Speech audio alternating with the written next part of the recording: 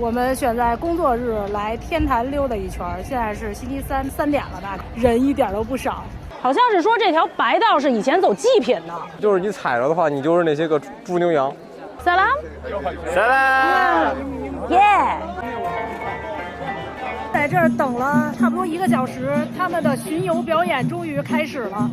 比起回音壁和环丘，这才叫人流量有多大！救命啊！皇帝斋戒的宫殿无梁宫是用拱顶造的。虽然已经过了暑期，过了11，然后还有身后都是旅游团。天坛这边好像旅游团都是从南门进，都多少年没来过天坛了？起码10年了吧。作为北京人，就是小时候对天坛的记忆。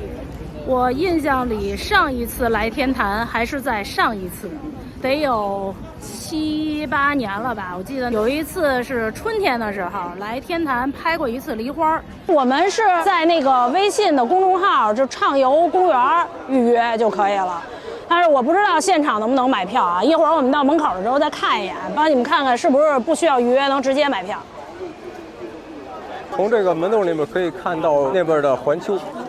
我记得是前年和去年，北京不是把中轴线给申遗了嘛，就从故宫那块一直延到天坛这一条线。然后今天我们在天坛门口看到了这个，可能是可以买那种中轴线的游览车从这儿走，不过我们没见过，没见着车在哪儿，或者曾经有啊。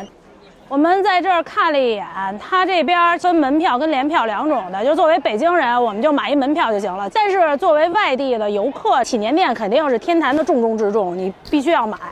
门票15，全价联票34，优惠联票17。优惠的就是只拿学生证的，因为我之前在网上查说，天坛下午4点半之后就不允许入园了。在门口这儿看下来，4点半之后祈年殿就是它所谓的景点不让入了，但是大门还是可以进的。所以你们要是想来这儿拍祈年殿的夜景，必须得下午4点半之前入园。我来帮你们打听打听，能不能现场购票啊？你好，我现在想问一下，就是天坛咱们这儿购票是必须得提前预约呢，还是来这儿就可以直接买？可以现成来这儿买？对，就拿那个身份证买就行。好嘞，谢谢。我们特意找了工作日来，就是为了人少点，结果有学校组织秋游，好多的学生啊。提前购票的话，我们刷身份证就可以。这个基本上北京全中国都是这样。没有。刚才我们过去，全价门票1人。全价门票1人。怪不得都是从南门进，你看我这进来之后，直对着就是天坛回音壁跟祈年殿的那个口，离着是挺近的，所以旅游团都是从南门走。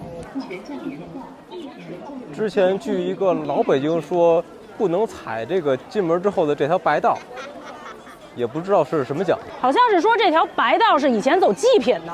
哦，好像是啊，我印象里。就是你踩着的话，你就是那些个猪牛羊。在天坛南门进来这一点儿，就能看见松屋自动讲解器的，我就看看价格。31个，一台1个人乘2人。哦，使用费30。多语言的还是语言支持率还挺高的。哦，日本、英语还有波兰语。语种挺多的，然后它就是30块钱。先看啊，大门处这个地方，公共厕所。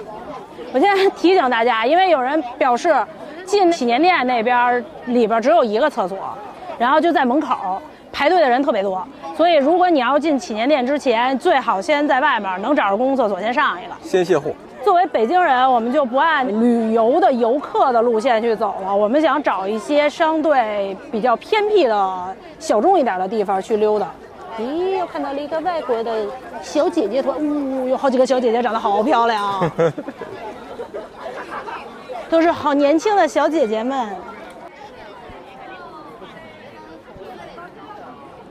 全国重点保护文物天坛碑，还是国务院立的。哎，对面好像还一碑。哦，又见到一个有那就是学了一个聪明，就是看到这个就知道这是世界文化遗产。从我身后你就能看见，这儿就开始景点门票。就如果你买大门门票的话，从这儿你就进不去了。但是如果你买错了票，你也不用担心，因为旁边这儿可以看到还有一个售票点，你可以从这个售票点再买这个景区的票进去。比如说你一开始不打算去祈年殿，到了这儿你觉得我还是进去一趟吧，你可以在这儿买，你不用担心这次来我就白来了进不去了。然后另外祈年殿就是整个景点区的这一片，每周一会闭馆休息，所以如果你只是想来天坛转悠一圈，无所谓去这儿的话，其实周一来比较合适，因为旅游团参观的人就会少很多，就相对来说安静一点。所以我们就左了，今天才知道，所以今天还是这么多人。单景点票多少钱啊？没有，都是联票。好嘞，谢谢。他在这儿买就直接买联票，你就不如在门口决定，不然的话你在门口先花了15块钱买了个门票进来，然后你又想进去，你得花一个联票的全价进，挺亏的。所以一定要想好你要不要进。好了，我们就属于那个没想好的，我们走了。600年前，明成祖下令修建了这座天坛，在接下来的皇权时代，都是承担着祭天求雨的作用。随着中国摆脱帝制，天坛终于变成了公园。今天我就带大家来感受一下北京本地普通人平时是怎么逛天坛的。其实天坛别看门票是15块钱，比起那些市政公园来说也不算特别便宜，但是天坛的票价它是可以用北京市公园年票买的，是每年的大概从10月份开始可以卖，99块钱2个人，就是包括北京市的市属这几个大公园，北海、景山、天坛、陶然亭，你都可以无限次的去。北京当地的人，那些叔叔阿姨、大爷大妈们，早上起来会来天坛做早锻炼，住附近的人买那个公园年票或者天坛的年票就很划算。然后一般我们北京人就都不在乎去中间的那个祈年殿，就是很喜欢天坛这里边的这个大花园，绿化真的是特别好。你看我们从主干道走到这边花园才走了有200米，你一下就变得特别安静了。然后在这儿遛个弯啥的，其实还是挺舒服的。在这儿只能稍微听到一点那边的汽车声，估计再往里边走一点就已经特别安静了。对，这边现在给我的感觉有点像我们在设拉子的天堂花园那个感觉，就越往里越安静，然后就听见这些鸟叫声。唯一区别就是咱们中国的公园里边不让你铺毯子，不让你在草坪上坐。你看北京本地的奶奶就会带着小宝宝来天坛，有年票的就很方便呀。打招呼呢。哎呀，真乖。能看见中间祈年殿这一堆东西的地图。我们在这儿，我们是从南面这儿进来的。本来吧，我们以为环丘这个位置是不用花钱就可以看的，结果发现环丘也被划进去了。以前我记得就祈年殿回音壁这儿收钱。小时候来这儿都是可以进来。小的时候是因为一个是家长带着，一个学校带着，你收费你也不知道。反正不是我花钱，我就是傻玩。春天的时候就到这儿，到这儿。月季园、百花园，15年、16年吧，我们在这块拍梨花，正好能拍到祈年殿的顶儿和那个红墙，特别出片这个地方，就这。百花园，月季园也行，它正好就是这个角度，正好是这个墙和祈年殿的顶儿，那一片有点梨花，有点玉兰，一棵巨树，标签就是古树。这树我咋觉得好像已经死了？没死，有一半枝子还活着呢。后面拿那铁枝子给支着呢，但是前面基本上都死了。刚才那个签儿离着太远了，我近视看不清。这个古树540年，明朝时候的，这个比那活得好，那个死一半了。这应该是崇祯什么的都来摸过啊，摸过。皇上没事不摸树啊。绿牌的这个是2级徽柏，的古树，这个能告诉你，这是清朝的240年啊。它上面还有个二维码，我看那二维码能扫一啥？我刚才扫了一下这个上面的二维码，信息比它本身这上面写的多一点儿，然后有一些生长习性的介绍。有树高跟树围。更具体。树高8.85米，然后地围，也就是底下一圈是162厘米，平均冠幅那就是它撑开的那个冠幅是5.75米。旁边的这棵是400多年的。对，它400以上的用红签签。然后200左右的200-300年的是绿签，这个树高9.68米，也是徽柏。这咋还不是同一时期栽的呢？就是等于明朝的时候栽这棵。你看这个树宽度，就这棵和前面那棵特别粗的，能明朝的时候隔这么远种一棵，然后到清朝时候又开始种这棵。啊，然后中间那几棵特别细的，可能是后来天坛的时候种，那都可细，都没有资格挂牌牌。我身后的这根是环丘里边的叫望灯，一根特别高的一个柱子。以前这都没有这个门儿，就这3个牌坊，石牌坊。以前没有这个门儿，没有这个栅栏，以前这儿都可以免费进的，现在不行了，现在得花钱。商品社会吧。古迹吧，它也是你保护，它也要费用的，该花钱花钱，因为毕竟这么多的游客。对，多花10几块钱现在也不算什么。看那个底下这些地，我们小的时候来天坛就是这样的地，感觉这么多年也没啥维修，还是这样的地。我们现在绕着环丘的外沿走到了它的北侧，是吧？有点天坛的文创，稍微有一点贵的雪糕，天坛味道。天坛的圆筒卖39块钱39，好贵啊！我的妈呀，不愧是文创，好贵呀！我抠门，我连34块钱的联票都舍不得买，39块钱的文创我们就看看就得了，就不买了。前面的小朋友买了这个雪糕，这个是他们特别推荐等等的一些牌子。它有宫廷的啊，还有神兽、闪光糖，那是棒棒糖。冰沙布雷、天坛慕斯，哎呀，好贵啊！啊，对，这是冰激凌，都是。我们就给大家拍样子，我舍不得买。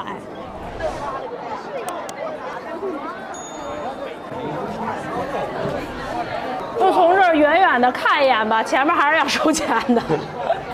那远远的尖尖就是祈年殿。我们磨的联票，而且你看看前面那个人，看看那个人流量。我有来这几年。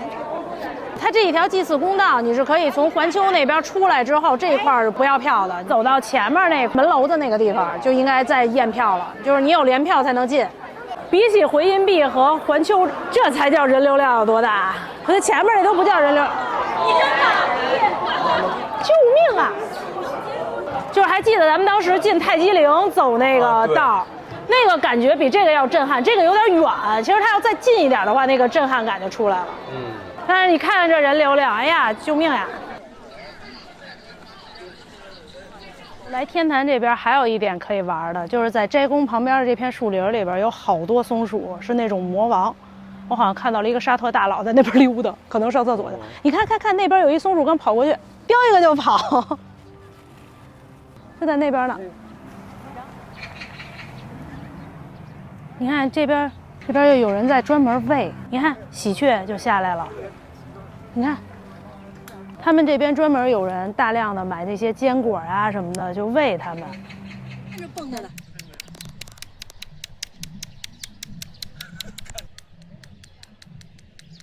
其实今天选择来天坛有一个最主要的原因，就是天坛有跟沙特文旅有一个合作，在这儿有一个沙特文旅节，好像是我们打算过去看看怎么样。刷到了好多类似的视频，觉得还挺有意思的，就是打算去凑个热闹，看看能不能讨杯咖啡，吃个椰枣。据说人少的话，在门口可以免费领咖啡和椰枣，但是人多的话，人家就供不起。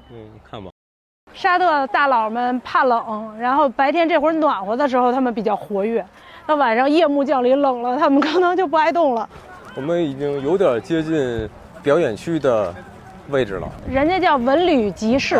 沙特文旅集市，现在能听到那边在敲鼓，看看能不能赶上他们的活动。赶不上了，鼓声停了。反正一波一波的，大不了赶下波。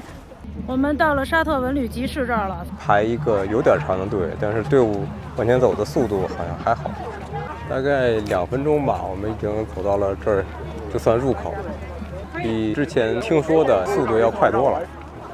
这就已经到了。边上摆着一堆小房子，什么小房子？小蜡烛？就是他们那个房子型的。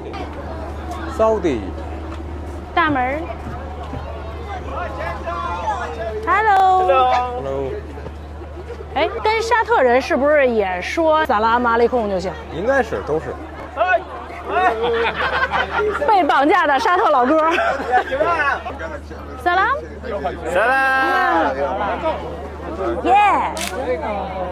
门口遇到的第一个沙特小哥就已经被一大堆人拉着强行拍照了。小哥身上味儿真的好重啊！这边有在做咖啡的。Salam alaikum。Salam。在伊朗学到的东西还是有用的。这条小街真的挺小的，很窄，然后人一多的话就乌泱乌泱都是人。工作人员就不让在门口停留，让你快往里走，快往里走，快往里走。他们这边的毯子就跟咱们在埃及看到的那种织布机都是一个路子，这是中间那个梭，他们都是大的羊毛，你看都是这么大的羊毛卷儿织的这毯子，感觉跟约旦那边的风格都特别像。挨着。其实就是这些小展台，没有太多的东西，赶上点儿它有互动，基本上就是弄这么一个布景儿，然后你就在布景这儿拍点照片儿啊，咔咔咔咔咔。对对。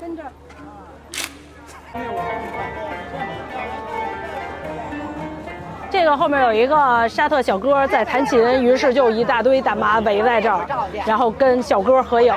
弹不下去了。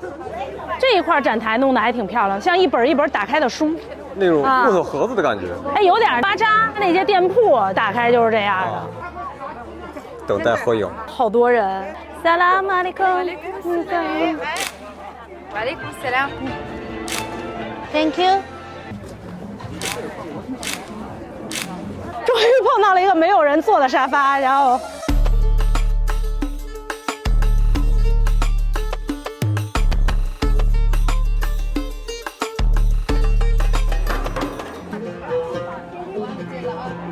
不知道是什么塔儿？塔儿就是中东的吉他。对，中东那边的弹拨乐器啊，都叫什么什么塔儿，什么什么塔儿。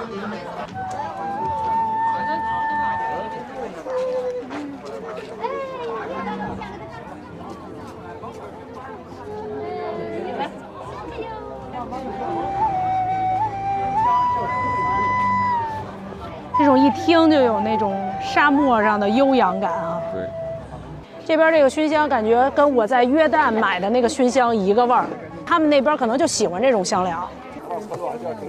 有点热。这个本来是荧幕的地面，由于人多，所以你什么都看不清。它好像展示的是海滩，我们都在海浪上，旁边有一些海底的装饰。这儿又是一个排队换衣服合影的地儿。奥鲁拉是沙特阿拉伯比较有名的古迹，应该也是纳巴泰人留下的痕迹，和约旦的佩德拉是比较接近的。沙特小哥给我们讲解了阿鲁拉的位置，还有纳巴泰人的语言，对阿鲁拉的兴趣又大了些。奥鲁拉在沙特阿拉伯，也就是阿拉伯半岛的西北方，整个这个的角。几位沙特老哥在这儿画东西。这个沙特文化集市除了很多中国人来，也有很多外国人在逛，比如我身后的这一家。过了那个海滩区之后，就是一堆旅行社的柜台了，签证咨询、旅行社的咨询。你要是想花钱的话，这边就可以了。一个做好的红茶壶，电的，然后在里边煮，煮完了之后再从这儿直接接。有点像红茶的味儿，我觉得不是咖啡味儿。在这儿有时候逛了大概20分钟吧，就已经到出口了。这20分钟还是很慢很慢的速度逛。就是这个有镜子的这边。网上说的免费领沙特咖啡和椰枣的活动要看运气，人太多他们就不发了。表演也要看运气，工作人员说没有固定的时间，要看这些沙特人想什么时候表演。我们在这儿等了差不多1个小时，他们的巡游表演终于开始了。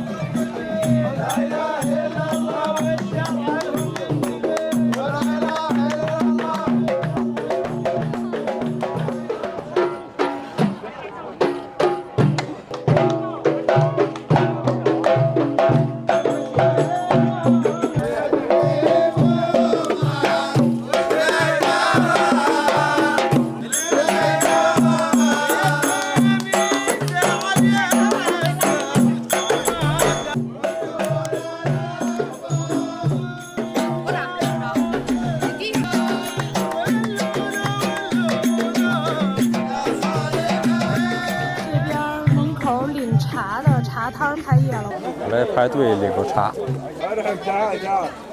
好。这边是一样。 Thank you。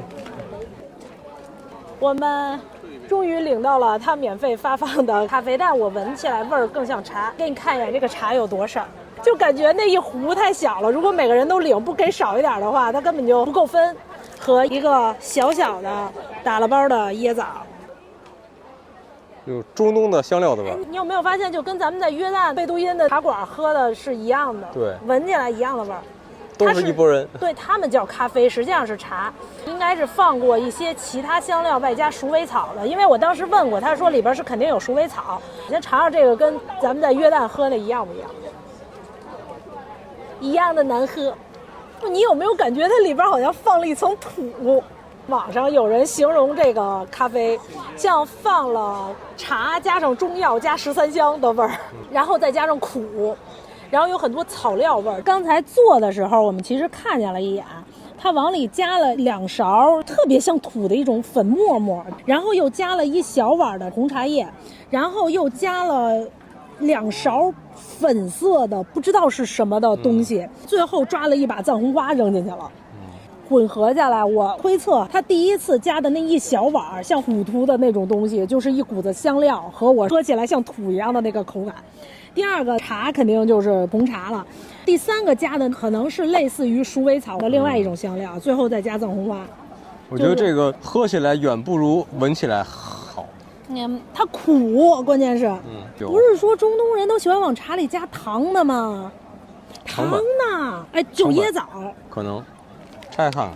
它这个椰枣好像还真跟咱们在埃及吃的椰枣不太一样。哦。说不上没有那么甜。说是椰枣，我觉得更像蜜枣，跟在以色列或者说巴勒斯坦买的。巴勒斯坦，你什么时候去过巴勒斯坦？咱们去伯利恒就等于是巴勒斯坦，好吧，跟那边那个有点区别。对，品种有点区别了。配这个可能会让你茶稍微好一点吧。也很难喝。一点没有好转。你要试试。不怎么样，没有任何好转，依然很难喝。就吃枣吧。你来了这儿不吃后悔，你吃了你是更后悔。终于我们熬到他的表演结束了，然后我们就可以离开这儿了。我们打算去斋宫那边看看有没有机会再碰到松鼠。今天碰到那个松鼠不理我们，不管我怎么敲核桃，它都不理我。再去那边碰碰运气。看出来是龙，左边是太监。我们来到了斋宫的门口，这边有好多娘娘。对，娘娘还真不是格格。我们现在来到斋宫这儿，应该是唯一一个我们不用额外付钱可以来的有建筑的地方。据说这儿晚上6点关门，所以我们可能没有多少时间。现在已经5点1刻了，就是去里边看一眼，也不大。从名字就能听得出来，这应该是当年皇上来这儿祭天的时候来这儿斋戒沐浴。这块的环境确实不错，你看我背后这条街的那种幽深的宫院的那种感觉，还有对面那还有一个大钟楼。你要先过去看一眼那大钟楼，带一个钟。去看一眼。我先来看看，绕着这个钟楼转一圈，看看有没有介绍。哎呀，那边有拍结婚照的。大冷天的看着妹子真的。我发现我们好像跟结婚的人有什么缘分，但是这大冷天的露着胳膊的妹子也是真辛苦，现在可冷了。这个钟楼的楼是乾隆8年的时候建的，它里边的这个钟是永乐年间建的。据说这个钟声很浑厚，是在皇帝进斋宫和出斋宫的时候都会各自鸣钟，用来欢迎和送行。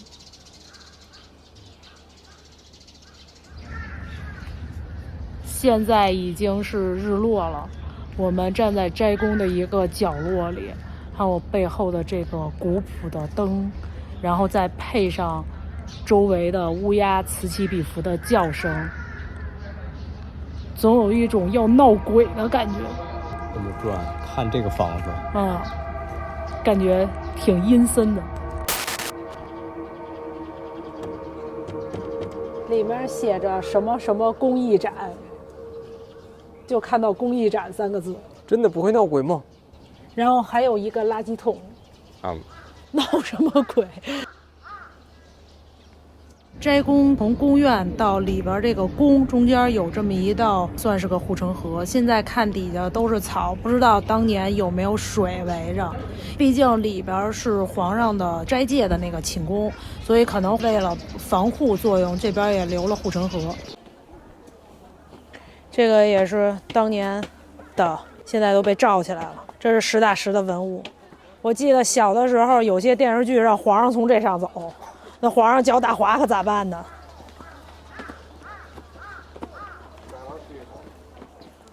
皇帝斋戒的这个宫殿叫无梁宫，它里边是用拱顶来造的，没有中国古建筑必有的那个横梁，是靠拱顶撑起来的。现在里边有一个博物馆，可以进去看看。里边的建筑结构是保存着从明朝永乐年间建完到现在的原样，还有一些当年皇帝用过的东西。大殿前面小亭里有个铜人，有点意思。为了警醒皇帝勤政治斋，这个铜人还不是一直搁在这儿，是每次皇上在这儿斋戒的时候才会把这个铜人摆上去。也就是这个皇上斋完了，不是斋戒完了，仪式完成之后，这个铜人就拿不走。然后在刚才那个小人儿对面有这么个亭，时辰亭。这个时亭就是每次皇上在祭天大典之前，会有专门的管理时辰的官员，会把祭天的时辰放在这里。那意思就是皇帝要按照这个时辰所标的几点几点干什么，几点几点祭天，就是有所准备。不是皇帝要在这儿斋戒3天吗？这3天之内有重要的事情他也要处理，官员就会把那个奏折也放到这里边。就是如果有太监看到这里边有奏折，那就赶紧给呈给皇上。信箱。看这个大殿里边的地砖，一看就是原样的，那地砖都裂了，那是正经八百的石头，不是砖。这应该是整块的大石头夯进土里建的。然后这个过门石是汉白玉的。看房间里边你就感觉它就是拱顶，就跟咱们传统的中国的建筑不一样，不是横梁的，它有点像西方的那种，比如说清真寺的那建法，它是靠拱顶撑的。文武百官斋戒时候戴的腰牌，我不知道哪个是文官哪是武官啊。你能看到是正面是汉字，背面是满了清朝手的，我感觉这是文官，这是武官的。那就是外面那个斋戒铜人，这是捧着木牌斋戒3日。斋戒铜人的原型是魏征，说是因为魏征能直言进纳，所以他就是看着皇帝，举着斋戒3日，让皇帝好好斋戒，不要去耍，诚心诚意的斋戒。我们来到了大殿右手的，这边还有2个展厅，这个是琉璃瓦，这种往下垂的叫低子，他们是有龙的。这边的就是一些天坛的历史，比如说什么时候开始修缮竣工。天坛公园的。对，这是曾经八国联军的时候当做英国占领军的军营。他瞄了他，不是什么好东西。祝坂亭，上面应该都是一些祝词吧，就是那个祝祷之词。里边是一个镜子，反射的亭顶是盘龙。这边跟那边差不多，都有一些图。这边有一些天坛的航拍，然后看到整个天坛的布局，这应该是最老的那棵树啊。主殿的右手这儿有一个小门，去里边看一眼。人家都轰人了，你还去里边看一眼？简单的看看。里边就是寝宫，咱俩赶紧走吧，人家清场了。那就这样吧。里边就不进去了，然后哎呀，好晃眼呀！这个大灯。我们从斋宫出来之后，看到沙特展这边亮起了不一样的灯，所以我们再去看一眼。我们又来了。下午看到那个小蜡烛都点上了，哎，这有点像佩特拉上面的那个，就我的眼睛，就有点像佩特拉上面的那个秋德院烛火节的那个，每周24点的那个，都是奈巴泰文化的传承。怎么还是老些人呢？晚上的感觉是不太一样。师傅的大姐过来了，就是这种传统的。晚上亮了灯之后，感觉更漂亮一点。这个弹琴的小哥还在准备弹琴吗？哎呀，收勤了。晚上看这些屏幕会比白天稍微好一点，因为白天太亮，这屏幕更看不清什么。这晚上穿当地服装照相的排队人少一点了，所以我们也凑个热闹。下午来的时候人太多了。Assalamualaikum。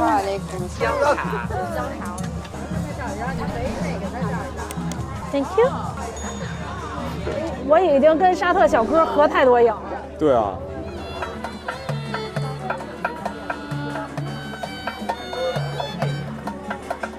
沙特小哥们受不了北京的寒冷，已经都穿上棉上衣，并且你明显感觉他们乐器拉得非常敷衍，就是因为手可能都已经冻僵了。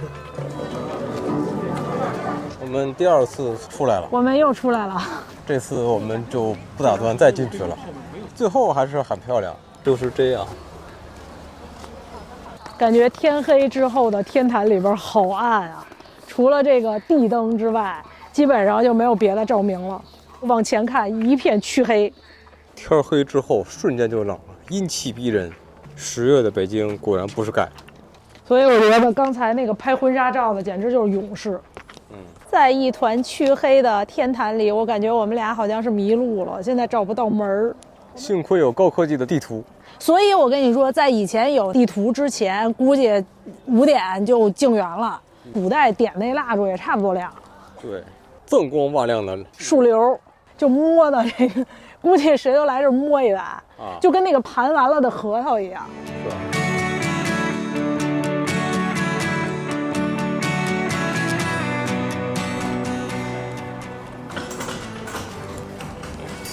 这次的视频就到这里了。哎，门口开始有摆小摊的了，普通的冰箱贴，便宜点的冰箱贴。哎，有的做工也不错，就普通的冰箱贴，不能说便宜的，就普通的。